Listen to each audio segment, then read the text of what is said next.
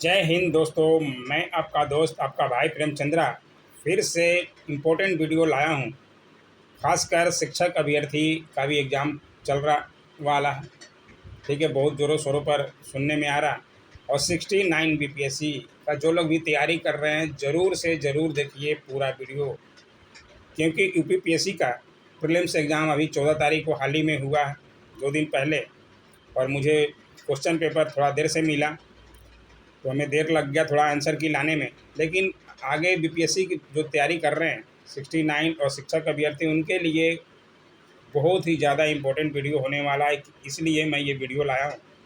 सबसे सटीक आंसर की है दोस्तों। सटीक तो होगा ही ना दोस्तों, बहुत मेहनत करना पड़ता है आंसर ढूंढने में। फिर भी इंसान हैं, थोड़ा बहुत गलतियाँ हो ही जाती है। गलतियाँ हो जाए तो माफ़ कर दीजिएगा, और अगर आप सही आंसर जानते हैं तो कमेंट ज़रूर कीजिएगा। ठीक है ना। आइए देखें, सेट बी है मेरे पास। ठीक है, उम्मीद करता हूँ आपको पूरा वीडियो देखिएगा, प्रश्न को देखिएगा किस तरह से प्रश्न पूछे जा रहे हैं। ठीक है, बीपीएससी हो, यूपीपीएससी हो या कहीं कोई भी पीएससी एग्जाम, आपको प्रश्न को देखना ही पड़ेगा, है ना। केवल स्टेट का चेंज हो जाता है, 2-4 क्वेश्चन थोड़ा इधर उधर हो जाते हैं, बाकी तो आपको तैयारी उतनी ही करनी पड़ेगी, है ना। तो आइए देखें प्रश्न कैसा है। Uttar Pradesh public service commission का पीटी एग्ज़ाम 2023 का सेट बी है दोस्तों। तो आप देखिए प्रश्न को। उत्तर प्रदेश के संदर्भ में निम्नलिखित कथनों पर विचार कीजिए। राज्य के कुल भौगोलिक क्षेत्र का लगभग 12.8% वन है। नहीं, उत्तर प्रदेश के भौगोलिक क्षेत्र का लगभग 6.88% ही वन क्षेत्र है दोस्तों, इसलिए पहला लाइन तो ऐसे ही गलत है। जौनपुर, गाजीपुर और बलिया जिलों में कोई वन भूमि नहीं है, यानी ये सही है। यानी इसके अनुसार केवल 2 सही है, तो आंसर हो जाएगा ए। ठीक है, मैं बताते जाता हूँ, आप नोट कर लीजिएगा।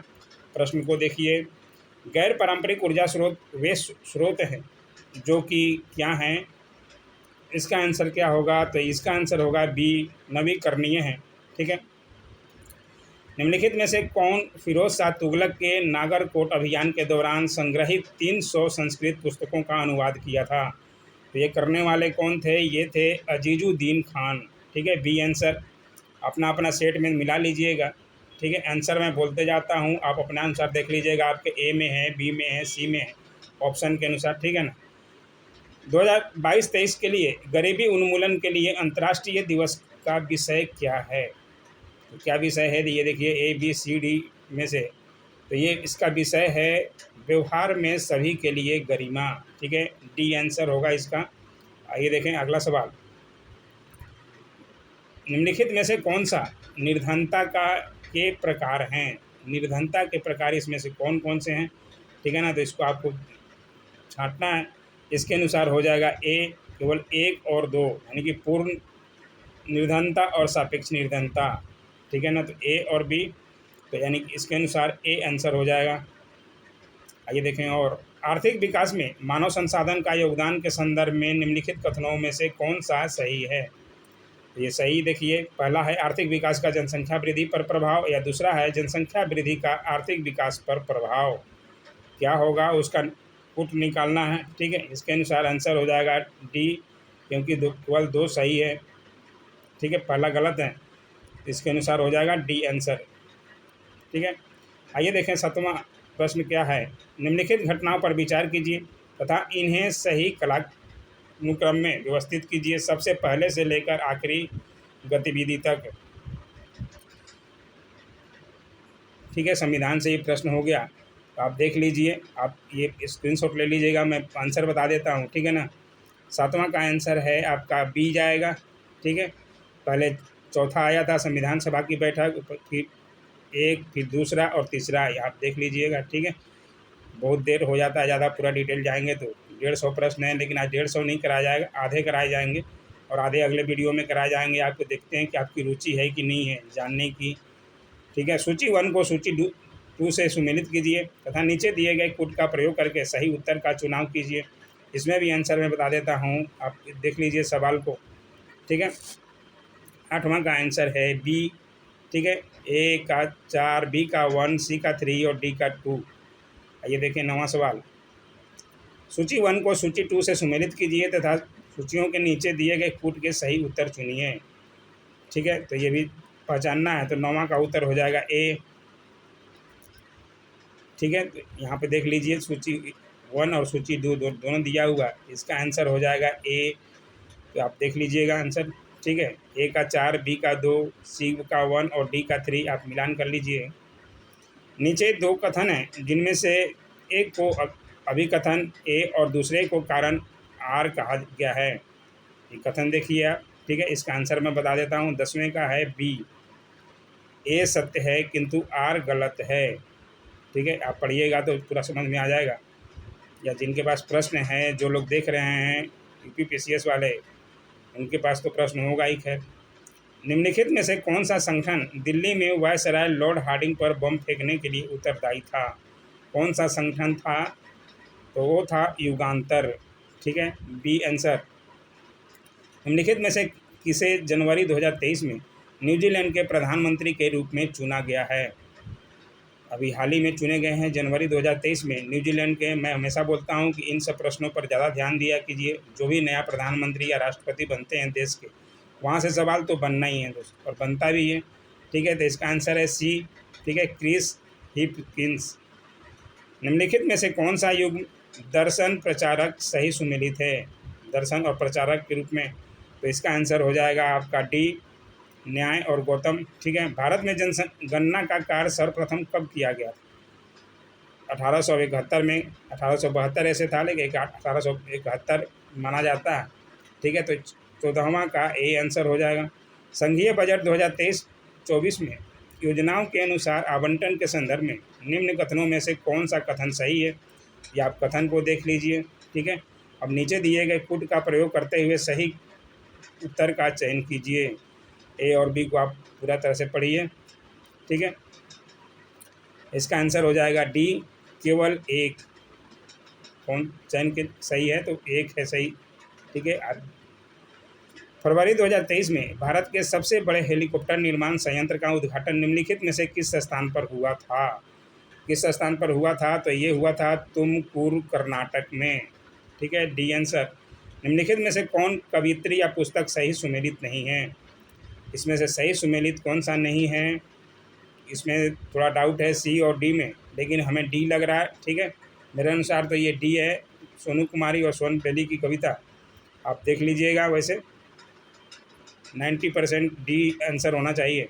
पंचायतों के समस्त चुनाव का संचालन करता है, कौन करता है? ये तो बहुत बार मैंने खुद बताया है अपने चैनलों पर। राज्य निर्वाचन आयोग। ठीक है ना, ये तो कोई गलत कर ही नहीं सकता, और शायद ही कोई गलत किया होगा। पंचायती राज पर अशोक मेहता समिति प्रतिवेदन 1977 की प्रमुख सिफारिशों के संदर्भ में निम्नलिखित कथनों में से कौन सा सही है? तो ये देख लीजिए सिफारिशें कौन सी थी। 19वां का हो जाएगा आपका बी, केवल एक सही है। ठीक है, केवल एक सही है, आप पढ़ लीजिए। ठीक है, आइए देखें विश्वासवाद। उत्तर प्रदेश के निम्नलिखित शहरों में से कौन सा शहर भारत की अध्यक्षता के दौरान G20 के 200 सत्रों में से 11 बैठकों के लिए स्थल के रूप में शामिल नहीं है? तो आगरा भी है, वाराणसी भी है, ग्रेटर नोएडा भी है, लेकिन कानपुर नहीं है दोस्तों। तो बी आंसर हो जाएगा। ठीक है, चरक संहिता कितने अध्यायों और खंडों में विभाजित है? तो ये कितने अध्यायों में विभाजित है? तो इसका आंसर हो जाएगा आपका ए, 120 अध्याय और 8 खंड। चरक संहिता किसकी पुस्तक है? अगर आप जानते हैं तो ज़रूर से ज़रूर कमेंट कीजिएगा दोस्तों, बहुत ही अच्छी पुस्तक थी। ठीक है, मानव हृदय कितने चैम्बर्स का घटकों का बना होता है? तो ये 4 का, ये भी बहुत बार बताया गया है। ठीक है, तो ये आंसर हो जाएगा। फरवरी 2023 तक उत्तर प्रदेश में अमृत भारत स्टेशन योजना के तहत आधुनिकीकरण के लिए कितने रेलवे स्टेशनों की पहचान की गई है? तो कितने की गई है? 149 की गई है। B answer. निम्नलिखित में से कौन सा mRNA वैक्सीन है जिसका उपयोग कोविड-19 संक्रमण के विरुद्ध किया गया जाता है? तो ये है मॉडर्ना। A answer. ठीक है, सारे सवाल अच्छे पूछे गए हैं, थोड़ा मॉडरेट भी हैं, थोड़ा हार्ड भी हैं। इजी 2-4 सवाल ही हैं, लेकिन ज़्यादा मॉडरेट नहीं हैं, तो अच्छे सवाल हैं एग्ज़ाम के लिए। 25वां सवाल देखते हैं। 1918 के संयुक्त प्रांत किसान सभा का गठन निम्न में से किस नेता ने किया था? ये कौन किए थे? तो ये किए थे आपका इंद्र नारायण द्विवेदी ने। A answer. वैदिक कालीन प्रशासन में भागदूह कौन अधिकारी भागदूह कौन अधिकारी था? तो ये कौन था? तो ये थे राजस्व कर जमा करने वाला। ठीक है, बी आंसर। और सूची 1 को सूची 2 से मिलाना है। ये देखिए अनुच्छेद का दिया हुआ है, तो आप अनुच्छेद क्या यहाँ पे उम्मीद है जानते होंगे। ठीक है, तो मिलान कर दीजिएगा। मैं आंसर बता देता हूँ। इसका आंसर हो जाएगा डी, ए का 4, बी का 3, सी का 2 और डी का 1। ठीक है, उसके साथ मिलान कर लीजिएगा। आइए देखें 28वां सवाल। केंद्रीय बजट 2023 में वित्तीय क्षेत्र में यानी कि राजकोषीय प्रबंधन के लिए कौन सा वाक्य सही है? ये वाक्य देख लीजिए, मैं आंसर बता देता हूँ। इसका आंसर है बी। 2023-24 के बजट अनुमानों में कुल व्यय 55 लाख करोड़ रुपए है। यही वाक्य सही है। मिलिंद पन्हों राज मिलिंद तथा एक बौद्ध भिक्षु के मध्य संवाद रूप में है। वह भिक्षु कौन थे? तो ये थे आपके नागसेन, सी आंसर। ठीक है, निम्नलिखित में से किसने स्पेयर पुस्तक लिखी है? स्पेयर पुस्तक किसने लिखी है? तो ये लिखे हैं प्रिंस हैरी, सी आंसर। नीचे 2 कथन है, जिसमें से एक को अभिकथन ए और दूसरे को कारण आर कहा गया है। तो अभिकथन और कारण दोनों पढ़ लीजिए, ए और आर। उसके बाद आंसर मैं बता देता हूँ आपको। इसका आंसर हो जाएगा सी। ठीक है, ए और आर दोनों सत्य हैं और आर ए की सही व्याख्या करता है। तो आप पढ़ लीजिए बढ़िया से। ठीक है ना। आइए देखें, डीकिन विश्वविद्यालय के संदर्भ में निम्नलिखित कथनों में से कौन सा सही? तो ये कौन सा सही है, कथन पढ़ लीजिए। ठीक है, इसका आंसर हो जाएगा ए, केवल एक सही है।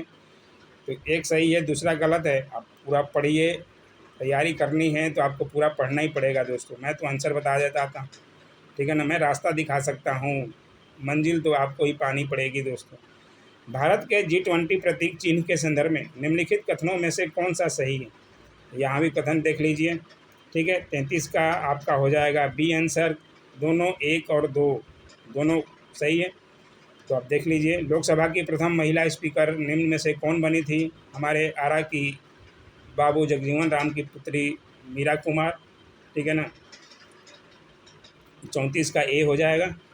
ठीक है, सेवाओं के बारे में आर्थिक सर्वेक्षण 2023 में निम्नलिखित कथनों में से कौन सा कथन सही नहीं है? तो इसमें से देख लीजिए ए बी सी डी, कौन सा कथन सही नहीं है? तो ये कथन सही नहीं है सी।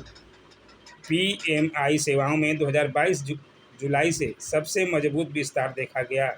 तो ये नहीं सही है, बाकी सब सही है। निम्नलिखित पेशावरों के शासनकाल पर विचार कीजिए तथा उन्हें कला क्रमानुसार व्यवस्थित कीजिए।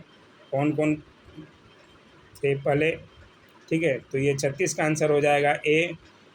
ठीक है, पहले 1, 2, 4 और 3। पहले कौन थे? बालाजी विश्वनाथ, फिर बाजीराव प्रथम, उसके बाद माधवराव प्रथम, उसके बाद नारायण राव। ठीक है, निम्नलिखित में से यूक्रेन का सबसे बड़ा कोयला उत्पादक केंद्र कौन सा है? रूस यूक्रेन का युद्ध के बारे में कौन नहीं जानता, उसके बारे में ये डोनेट्स, सी आंसर। ठीक है, इसको भी देख लिए। निम्नलिखित में से कौन सा कथन सत्य है? 4 कथन दिए हुए, इसमें से सत्य कौन है? तो सत्य है आपका ए, महासागरीय लवणता कर्क और मकर रेखाओं पर अधिकतम होती है। ठीक है, आइए देखें, the challenge of world poverty पुस्तक किसने लिखी? चैलेंज ऑफ वर्ल्ड पॉवर्टी पुस्तक लिखने वाले कौन थे? तो ये थे आपके गुनार मिर्डल, सी आंसर। ठीक है, EV रामास्वामी नायकर के संदर्भ में निम्नलिखित कथनों में से कौन सा सही है?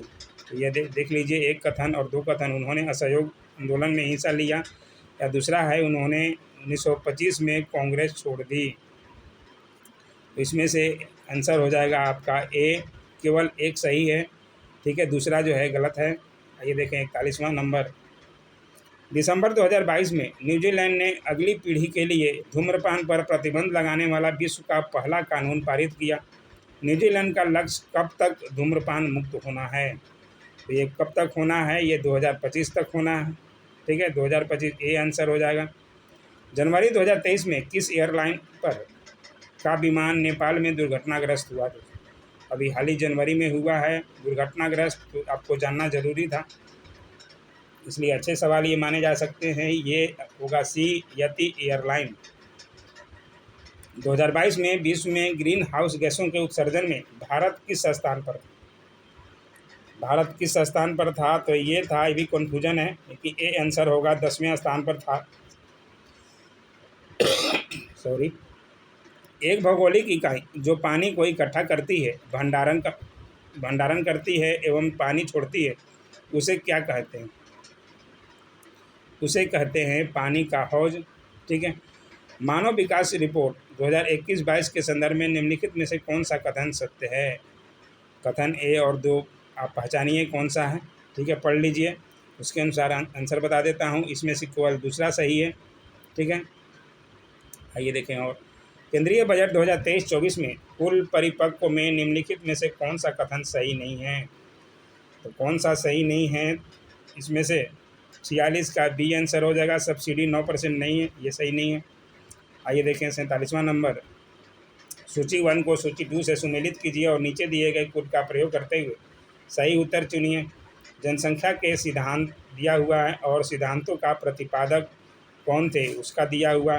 ठीक है, इसके अनुसार आंसर मैं बता देता हूँ। ए आंसर होगा, ए का 4, बी का 3, सी का 1 और डी का 2। आप मिलान कर लीजिएगा। ठीक है, आइए निम्नलिखित में से कौन एक कीटभक्षी पौधा है? तो कीटभक्षी पौधा इनमें से कौन है? तो इसका हो जाएगा नेपेंथिस, ये डी आंसर। संयुक्त राज्य अमेरिका तथा मैक्सिको के बीच सीमा पर स्थित नदी है। कौन सी नदी है सीमा पर स्थित? तो ये है रियो ग्रांडे, डी आंसर।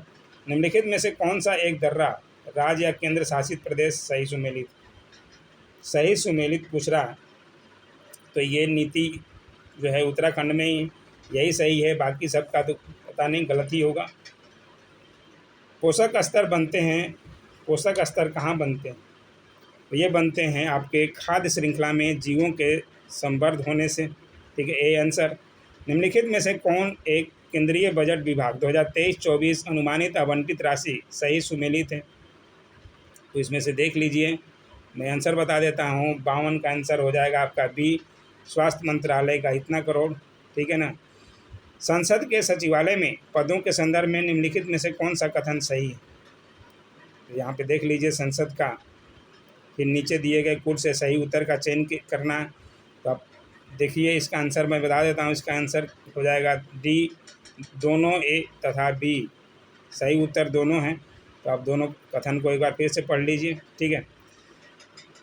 25 दिसंबर 2022 को निम्नलिखित में से किस देश द्वारा 1 जनवरी 2005 के बाद जन्मे हुए पुरुषों के लिए 1 वर्ष में सैनिक सेवा अनिवार्य कर दी है? कौन से देश ने किया है? तो ये किया है आपका ताइवान ने, डी आंसर। साहित्य अकादमी पुरस्कार 2022 प्राप्त करने वाले प्रसिद्ध उपन्यास all the lines we never did के लेखक कौन हैं? तो ये हैं आपके अनुराधा राय। ठीक है, ए आंसर। किस प्रकार का टीका डिप्थिया से बचाता है? तो ये बचाता है आपका टॉक स्क्वाड, सी आंसर। जलीय पौधा जिसे प्रायः जल प्रवाहित धान के खेत में जैव उर्वरक के रूप में प्रयोग में लाया जाता है, वह कौन सा है? तो वह है आपका एजोला। ठीक है, ए आंसर। नीचे 2 कथन हैं जिनमें से एक को अभिकथन ए और दूसरे को कारण आर कहा गया है। तो ए और आर दोनों पढ़ लीजिए। ठीक है, अब नीचे दिए गए कोड से सही उत्तर को चुनना है। तो सही उत्तर को चुनिए आप, उसके आंसर बता देता हूँ मैं। ए आंसर हो जाएगा इसका। ठीक है, ए और आर दोनों सत्य हैं, किंतु आर ए की सही व्याख्या नहीं करता। निम्नलिखित में से किसे हंसी पैदा करने वाली गैस के रूप में जाना जाता है? मैं अभी 4-5 दिन पहले ये सवाल किया था, ये शॉर्ट वीडियो में बनाया था। ठीक है ना। तो ये आपका है नाइट्रस ऑक्साइड। बहुत ईजी सा सवाल है, N2O। 1857 में बरेली उत्तर प्रदेश में क्रांति का नेता कौन था? बरेली उत्तर प्रदेश में क्रांति का नेता कौन था? तो ये थे खान बहादुर खां। ठीक है। निम्नलिखित में से कौन भारतीय संविधान के अनुच्छेद 20 का हिस्सा नहीं है? तो अनुच्छेद 20 का हिस्सा इसमें से कौन सा नहीं है? तो ये है आपका सी, यातना के विरुद्ध निषेध, ये नहीं है। भारत में महान्यायवादी के संदर्भ में निम्नलिखित कथनों में से कौन सा सही है? दोनों कथन आप पढ़ लीजिए, मैं आंसर बता देता हूँ। इसका आंसर है डी, केवल एक कथन जो है सही है, दूसरा गलत है। भारत में जनसंख्या स्थायित्व का लक्ष्य किस वर्ष तक निर्धारित किया गया है? तो ये निर्धारित किया गया है 2080 तक, ठीक है। ए आंसर होगा इसका।